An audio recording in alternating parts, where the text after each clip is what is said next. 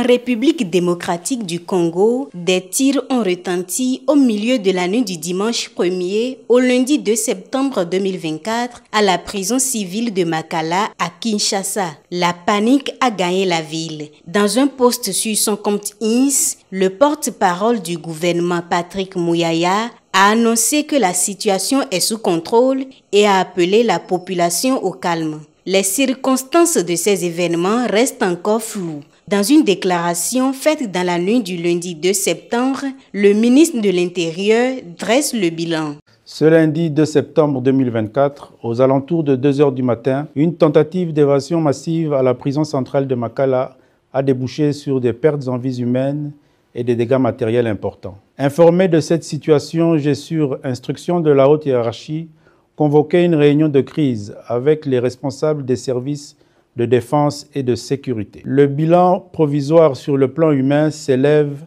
à 129 morts, dont 24 par balle, après sommation, les autres par bousculade, étouffement et quelques femmes violées. La commission a également identifié 59 blessés, actuellement pris en charge par le gouvernement pour des soins appropriés.